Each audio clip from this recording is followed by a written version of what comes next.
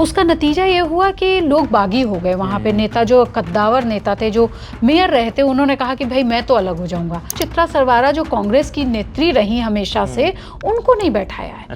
वो पिछले 4 सालों से अगर आप नजर डालें तो वो सड़क पे ही हैं। हरियाणा में विधानसभा चुनाव की तारीखें जैसे जैसे नज़दीक आ रही हैं तो हरियाणा का चुनावी दंगल जो है वो बहुत करीब जा रहा है। ऐसा लग रहा है कि हरियाणा में अब, पहले तो हमें दिख रहा था कि पार्टियों के अंदर भी लड़ाई है, अब सीधे सीधे हरियाणा में बीजेपी कांग्रेस पर अटैक कर रही है। तमाम जो अन्य दल हैं वो लगातार सबको घेरने पर बनी हुई है। लेकिन सबसे बड़ा सवाल ये है कि कांग्रेस की स्थिति, क्योंकि हरियाणा में अभी तक सब मान रहे थे कि कांग्रेस अच्छी स्थिति में है, लेकिन कांग्रेस में शैलजा और भूपेंद्र सिंह हुड्डा के बीच में जो कुछ नाराजगी है, जो कुछ चल रहा है, अगर वो बड़ी तो कितना नुकसान हो सकता है, इस पर बात करेंगे। और इसके अलावा हम बात करेंगे कि बबीता फोगाट, खास तौर पर जो पहलवानों को कांग्रेस ने आगे किया है, उसका कांग्रेस को कितना फायदा होगा, और जो अन्य पार्टियां हैं, आईएनएलडी है, जेजेपी है, और जो बाहर से जैसे हम लोग कह सकते हैं कि बसपा वहां पर आई है, चंद्रशेखर की आजाद समाज पार्टी आई है, इसका कितना असर पड़ने वाला है, किसका वोट ये डैमेज करने वाला है, इस पर बात करेंगे। और पोल पंच में बात करने के लिए आज मेरे साथ पूजा जी हैं। पूजा जी, सबसे पहले हम लोग बात इसी पे करते हैं कि कांग्रेस की जो अंदर की लड़ाई है वो कितना नुकसान कर रही है। देखिए, मैं पिछले दिनों, आपको जैसे आप देख ही रहे हैं कि मैं लगातार इंटरव्यू ले रही हूँ, और मैं पिछले दिनों गई थी भूपेंद्र हुड्डा के पास, और उन्होंने कहा, उनके यहाँ जो सूत्र थे हमारे, उन्होंने कहा कि भाई कांग्रेस में तो नरम दल और गरम दल हमेशा से रहा है, तो ये कुछ नया नहीं है।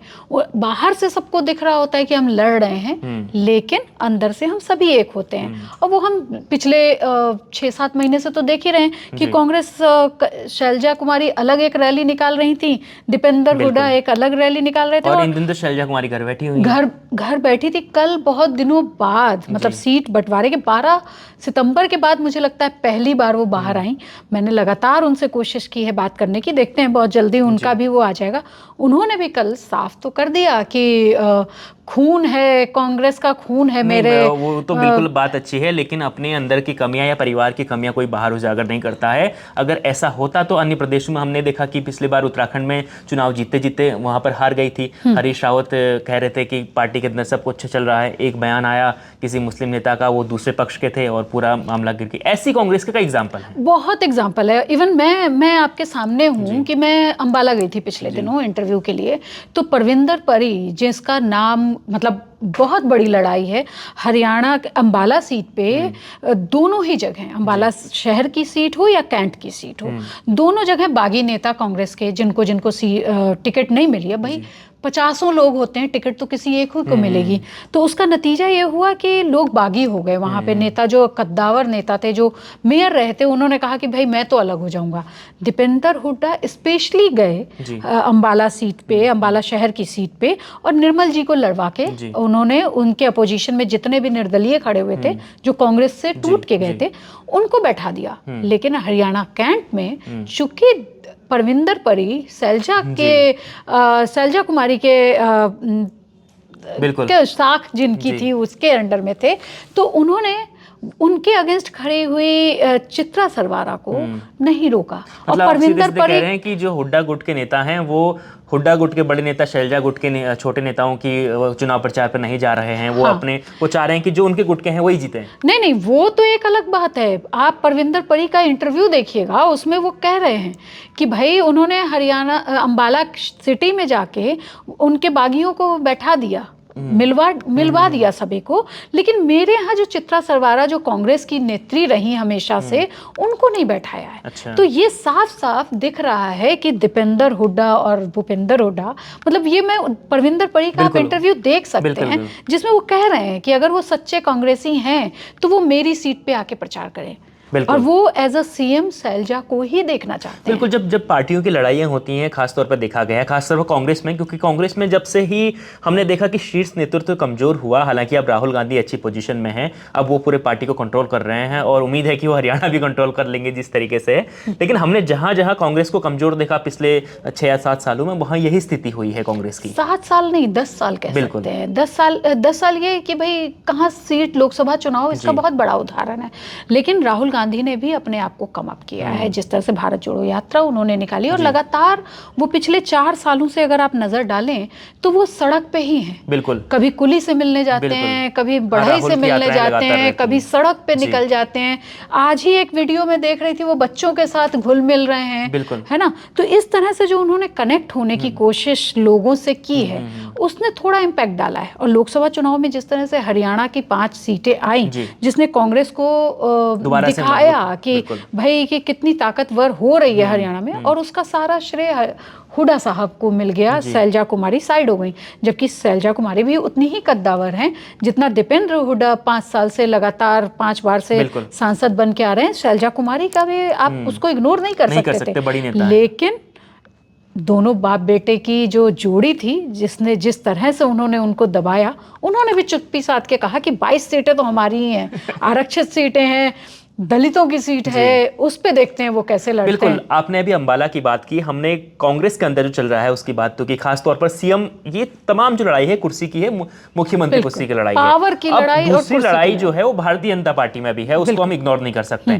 भारतीय जनता पार्टी में आपने देखा होगा, मनोहर लाल खट्टर ने पिछली बार जैसे ही इस्तीफा दिया तो अनिल विज नाराज हो गए थे, उन्होंने कई ऐसे बयान भी दिए, उनका दिल टूट गया था, वो शायराना अंदाज में बयान दे रहे थे, और इस बार भी वो मुख्यमंत्री की दावेदारी कर रहे हैं अगर भारतीय जनता पार्टी तीसरी बार हरियाणा में आती है तो आपको क्या लगता है कि जो अनिल विज की नाराजगी है, कि वो हालांकि केंद्र की जो बीजेपी है उसका पूरा हरियाणा में भी वर्चस्व बना हुआ है, तो उसकी वजह से वो खुलकर अपनी बात नहीं कर पा रहे हैं, लेकिन उनके मन में है बातें, क्या लगता है आपको? आपने मुलाकात की उनसे? हाँ, वो भी बहुत ही इंटरेस्टिंग हमारा इंटरव्यू रहा। लेकिन भाजपा के साथ बड़ी चीज नरेश ये है कि भाजपा की ना बहुत विरोध तो होता है, लेकिन जैसे ही बड़ा ऊपर से केंद्र का दबाव आता है ना, तो सारे नेता चुप हो जाते हैं। लेकिन इनके यहाँ तोड़ मचती रहती है, और ये चीज़ वहाँ देखने को मिली जब मैंने उनको थोड़ा सा स्क्रॉल किया, अनिल विज को, कि भाई आप तो रूठ जाते हैं, आप नाराज हो जाते हैं। तो उन्होंने कहा कि मेरे पिछले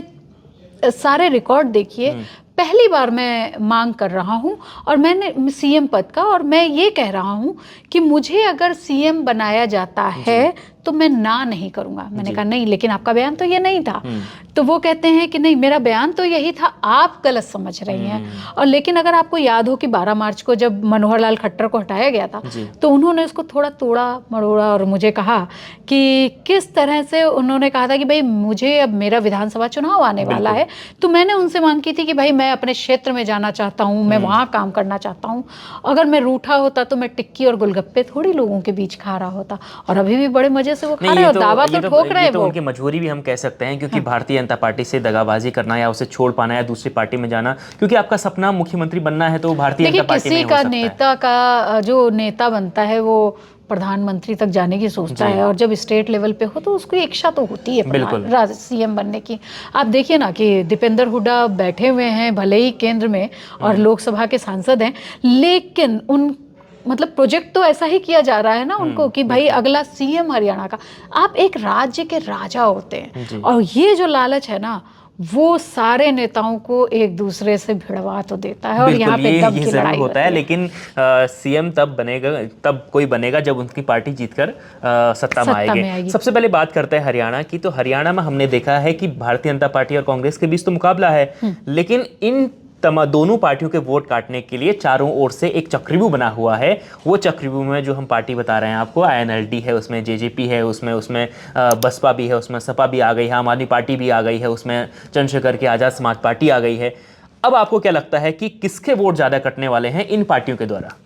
भाई अभी तक तो यही कहा जा रहा है कि सीधी टक्कर कांग्रेस, मतलब मैं अपने एक्सपीरियंस से ये कह रही हूँ, और जितना मैं घूम के आई हूँ हरियाणा, वो कि किस तरह से INLD का इस बार सबसे ज़्यादा नाम जो है ना, अभय चौटाला का तो बहुत तेज़ी से आ रहा है। और जिस तरह से मायावती के फिर से अपने भतीजे को आगे लाने के बाद, और जिस तरह वो दलित वोट्स को एकजुट करने में जुटे हुए हैं, और जिस तरह से हर दिन वो रैलियां कर रहे हैं, उसमें ये तो ज़रूर लग रहा है। और जिस तरह मैं अभय चौटाला से बात करके आई थी तो उनका भी एक दावा था कि इस बार तो गेम चेंज होगा। और देखिए 10 साल हो गए हैं, एंटी इनकम्बेंसी होती ही है।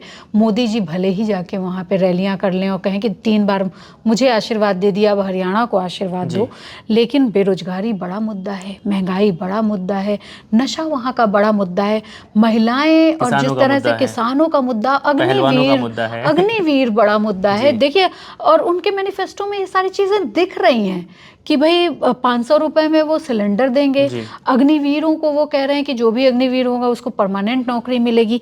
इस तरह के आरक्षण की बात अलग हो रही है। महिलाओं को टारगेट करने के लिए कांग्रेस 2000 रुपए की बात कर रही है, तो वो ये 2100 रुपए बढ़ा के देने की बात कर रहे हैं। तो यहाँ पे ये तो दिख रहा है कि डरी हुई तो भाजपा है। वोट किसके, हम लोग सीधे सीधे वोट पे आते हैं। आपको क्या लगता है कि देखिए खास तौर पर दलित वोट जो है उस पर सबकी नजर बनी हुई है, क्योंकि कुमारी शैलजा कांग्रेस में बड़ा दलित चेहरा है, और शैलजा जिस तरीके से नाराज है, कहा भी जा रहा है कि वो इधर उधर भी खिसक सकते हैं, लेकिन हालांकि कांग्रेस को इतना कॉन्फिडेंस है कि शैलजा कहीं जाएंगे नहीं। लेकिन जो शैलजा के नाराजगी से जो वहाँ का कांग्रेस का दलित वोट है, क्या आपको लगता है कि वो चंद्रशेखर आजाद या मायावती काट सकते हैं? देखिए थोड़ा इम्पैक्ट तो पड़ेगा जी, थोड़ा इम्पैक्ट इसलिए पड़ेगा कि बीजेपी माहौल भी बना रही है कि देखिए दलित चेहरे को ये लोग दबाते हैं और जिस तरह के कांड हो रहे हैं, और जिससे मतलब, और भाजपा की एक आदत रही है, वो चौतरफा हमला करती है किसी, और इसको ना कांग्रेस अभी तक मैनेज नहीं कर पा रही है। और ये साफ दिख रहा है, खड़गे जी भले ही कितनी भी बातें कर लें, शैलजा कुमारी आके बड़े पर्दे पे या कहीं पे ये जरूर बोल जाएं कि भाई मेरे तो खून में कांग्रेस है और मैं लिपट के कांग्रेस के झंडे में जाऊंगी, लेकिन 12 दिन की चुप्पी ने कांग्रेस में खलबली तो मचा दी है। और उसका फायदा सीधा सीधा जेजेपी के साथ जुड़ी हुई आजाद पार्टी और आईएनएलडी के साथ जुड़ी हुई मायावती की बीएसपी इसको लेने जा रही है। बिल्कुल।